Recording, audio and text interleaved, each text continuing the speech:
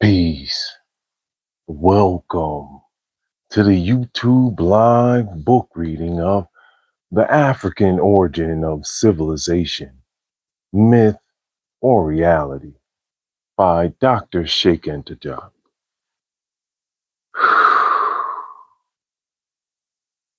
Happy Juneteenth and happy Juneteenth weekend.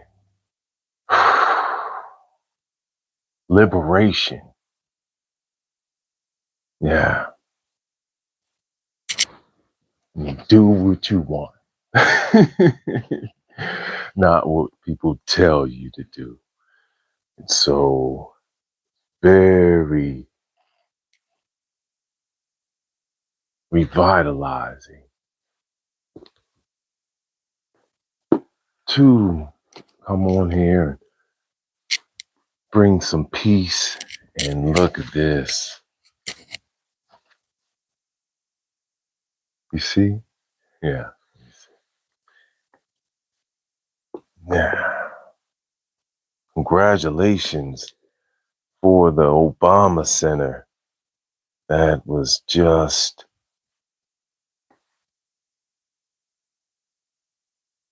leased to the public. What a beautiful, beautiful place. And Black love is a statement, just like joy, right? Highest heart love, peace, peace, fine days and nights. All right, here we go. We pick up in the 7th chapter, page 153 at the top. Languages.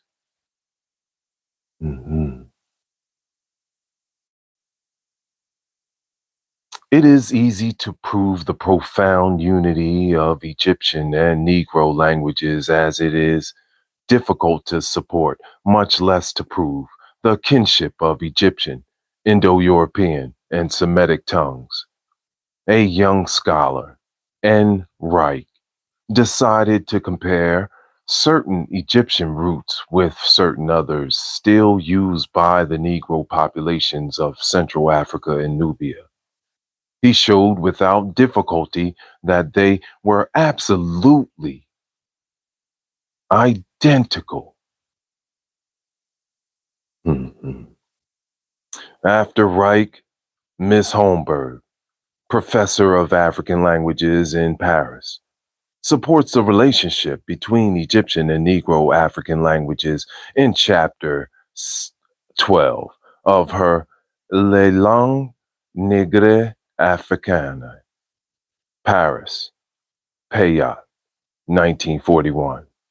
But her thesis merely implies an Egyptian influence on the Negro substratum, which originally could have been ethnically and linguistically different from the Egyptian substratum. Granting Miss Holmberger's studies the importance refused them until now, I find her difficult to follow on this last point. The quasi-identity of Egypt and Black Africa in all aspects, ethnic and otherwise, does not justify her conclusion. The linguistic comparison between Egyptian and Wolof, which, although limited, will be more convincing because of its precision, will refute the notion of two different linguistic backgrounds. A priori, one might think such a comparison impossible by contending that in 2,000 years Latin was so completely transformed into other languages, French, Spanish, Italian, etc., that we would be unable to relate those tongues to it if we did not have previously written testimony. For two reasons, that observation has not deterred me. First, the evolution of languages, instead of moving everywhere at the same rate of speed, seems linked to other factors, such as the stability of social organizations or the opposite social upheavals. Understandably and relatively stable societies, man's language has changed less with the passage of time. This is not simply hypothesis. The 20 Berber sentences available dating back to the 12th century reveal a language identical with modern Berber, whereas a comparison between the French of the first capitations, or sorry, Captions 1,000 years ago and modern French discloses profound differences. In Black Africa proper, the scanty evidence we have of those earlier tongues, other than the Meroitic, as yet undeciphered, given the present state of our knowledge, consists of a few dis- desperate words in the text of Arab authors from the 10th to the 15th centuries. Thus, we read in Ibn Battuta's Voyage au Sudan, page 15, the Gertie is a fruit similar to the plum with a very sweet taste, but it is unhealthy for whites. Its kernel is crushed to extract the oil. The word Gertie must have been applied to the peanut at the time of recent introduction into Black Africa. Woo! Hence, some people having peanut allergies. See, when you put it together linguistically, how powerful connecting the dots is. That's nice. Thank you so much, Akasha. All right. Much love. Thank you for reading with us. And can you believe it? We're pushing towards 700 reading books on this peaceful part of YouTube where we build the light. We build the light all throughout here. That's what we're doing. Reading is building the light. Just like the Pinecone pyramids. All right, we're in the page 154 in the middle, in the 7th chapter. I'm about to close it out. You see, I got my Black Love, President Obama and Michelle Obama. It's one of my favorite shirts. Isn't it beautiful? Light it up.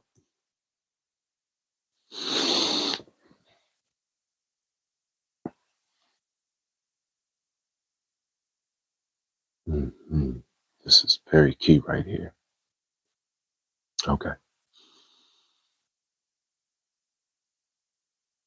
If we consider the Wolof forms of the word, which must have been borrowed from Saracole, and if we accept Ibn Battuta's spelling as accurate, the current word Goethe differs from the 14th century term Goethe only in the change of the final vowel.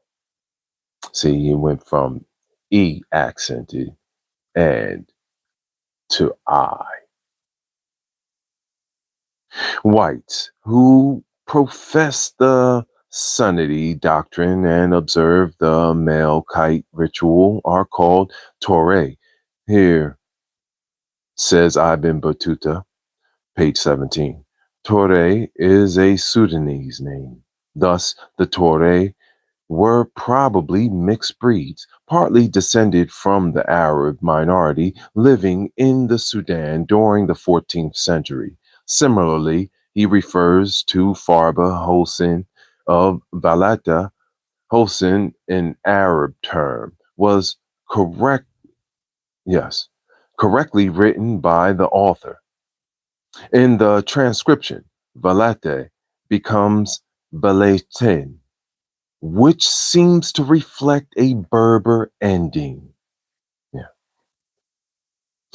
With that exception, the structure and pronunciation of the word have remained the same. Farba designates an administrative function in Sir and has been incorporated verbatim into Wolof. The king of Ghana was called Maga, a word probably as old as the 3rd century BCE, like the Saracoli language, if we can assume that it was spoken at the beginning of that empire. As already noted, mag equals great, a great person in Wolof, whereas Ganar or Ghana denotes present day Mauritania. That is the northwest of the ancient Ghanaian Empire. Killa equals calabash in the 14th century. Currently in Wolof, it means wooden utensil. Those few examples show the relative stability of African languages. Secondly, the comparison of the African languages to Egyptian leads not to vague relationships that can be at best be considered as possibilities, but to an identity of grammatical facts too numerous to be attributed to coincidence. Consequently, we have here a phenomena similar to that which a few years ago confronted the physical chemical world in the incandescent lamp. Refusal to examine these concrete facts and to seek an explanation for them is unscientific. Instead, this attitude is entirely analogous to that of the learned philosophers who, seeing the filament of that lamp become intermittently incandescent, nonetheless conclude that the phenomenon was an impossibility because it was contrary to the principles accepted up to that time, contrary to their previously held convictions. Blowing their minds. That's what he's saying. That's basically what he's saying. They couldn't see it until they actually got close on it. We know that with vision. Um, we know that with sounds as well. But that's why we do the color wheel. And just like, look at this. This is a perfect example. You can always draw crystals from it, right? 3 separate crystals. See? Kumbaba jasper. 3 billion years. This is algae compacted.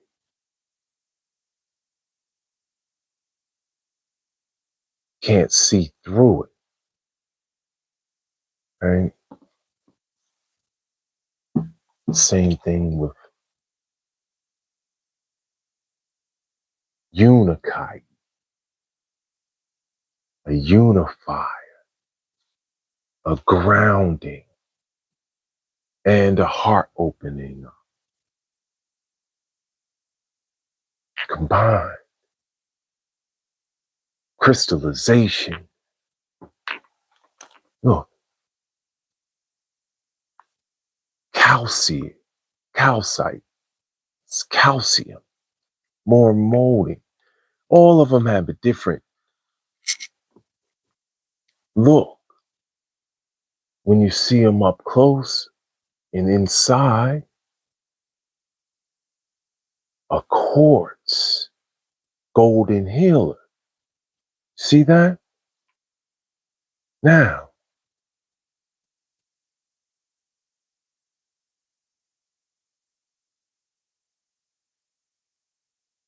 from a distance, people are just saying, oh, that's a rock. That's a rock. What type of rock is it? And you see it close, and then you start to see crystallization. A lesson learned. That's why we read these books in peace. Let it sink in. Energy crystallizes. See it clear, clean, and up close.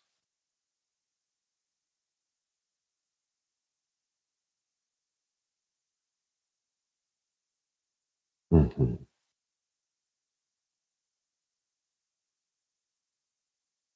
Down at the bottom of page 154.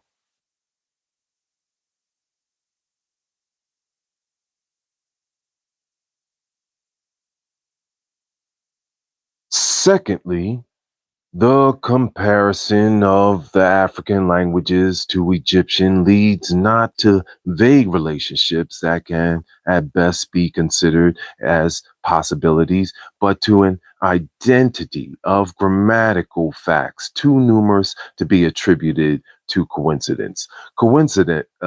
Consequently, we have here a phenomenon similar to that which a few years ago confronted by psychochemical world in the incandescent light lamp. Refusal to examine these concrete facts and to seek an explanation for them is unscientific. Instead, this attitude is entirely analogous to that of learned philosophers who, seeing the filament of that lamp become intermittently incandescent, nonetheless concluded that the phenomenon was an impossibility because it was contrary to the principles accepted up to that time, contrary to their previously held convictions. I read it again just so you fall into that line where we were at for those in the playlist. I'll put a brief vocabulary in the description when it's complete. Can we simply disregard such similarities as the following? Egyptian expresses the past tense by the same morpheme as Wolof. It has a suffixal conjugation, which reappears verbatim in Wolof. Most pronouns are identical with those in Wolof. We find the two Egyptian pronoun suffixes EF and ES with the same meaning in Wolof. Demonstratives are the same in both languages. The passive voice is expressed by the same morpheme, U or W, in both languages. It is enough to replace N in Egyptian by L in Wolof to transform an Egyptian word into a Wolof word with the same meaning.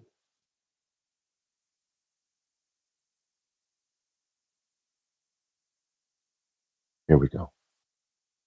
Egyptian, nad, to speak, to ask. Wolof, lad, to ask.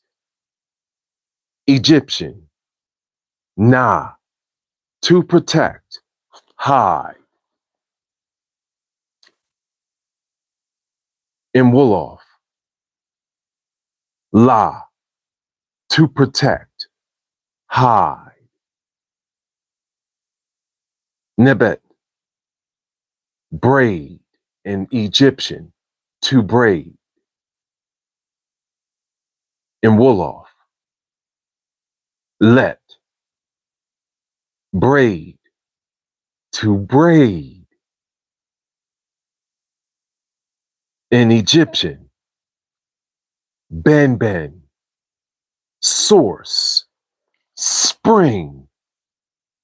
In Wolof, bell bell, to spring. In Egyptian, funa, sure, regular, authentic, and Wolof, fulla, worthy, regular conduct. Without listing all the vocabulary common to both, there are too many similarities to be ascribed to mere chance.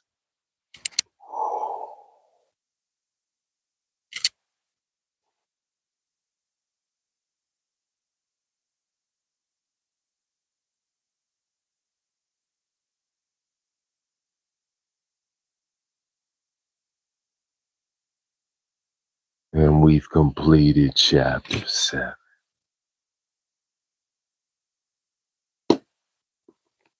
Happy Juneteenth.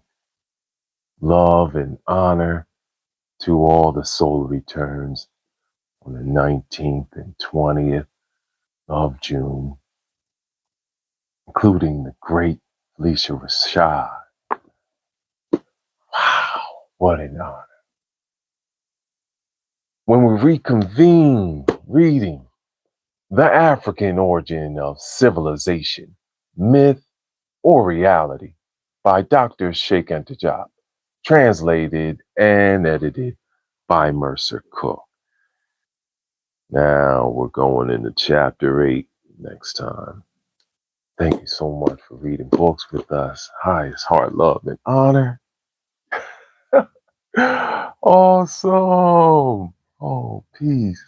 Yeah, I'm wearing black love. Oh, so activated.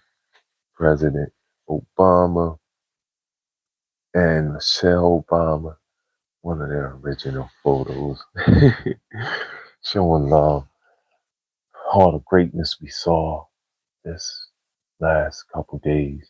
Had so much going on here in LA and still do. So divine rising, divine days and nights.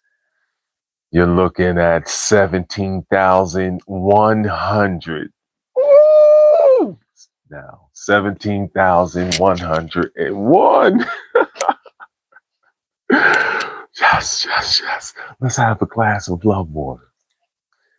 Love and honor to our friends and family solar returns. All right, so love this beautiful summer day. Love you so much. Nothing but respect and honor for you all. Gratitude. This is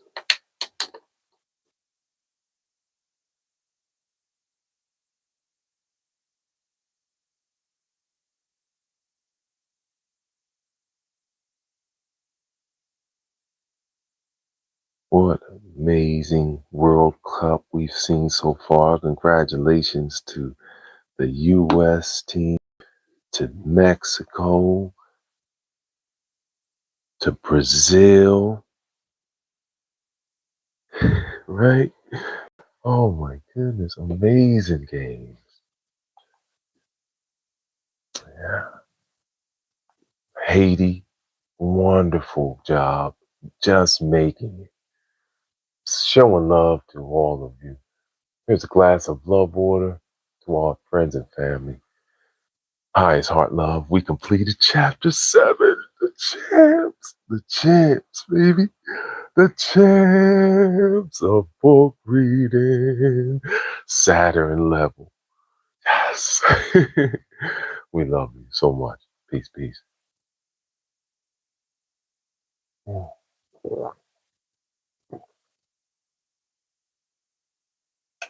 Love you.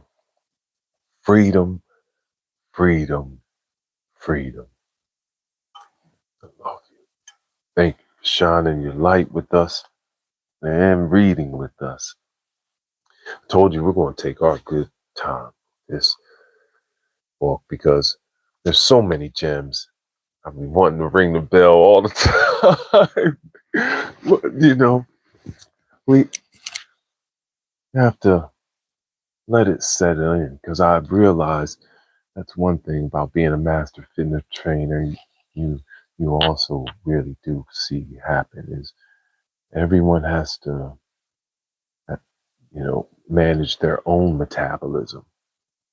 And I have very fast metabolism, obviously. That's been my world. So I'm a master of my world. And the same thing with this information. We want to let it crystallize and metabolize into the body. This is nourishment. So thank you so much for being here. This peaceful part of YouTube where we read books and learn from masters. Shaking it up on YouTube. Happy Juneteenth. Let's shake it up.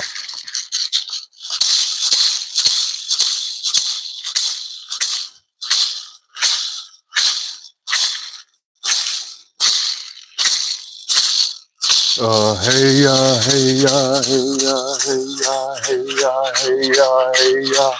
Hey ya, hey ya, hey ya, hey ya, hey ya, hey ya, hey ya.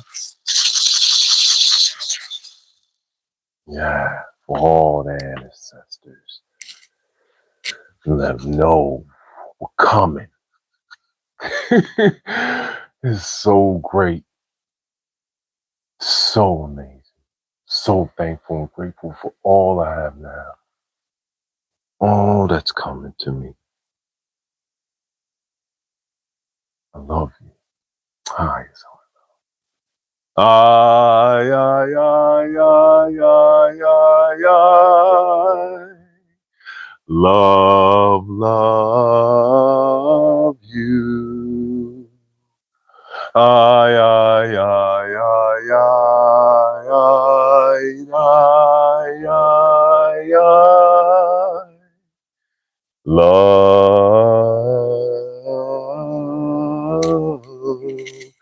you, you, you, you, you, you. Because I love myself.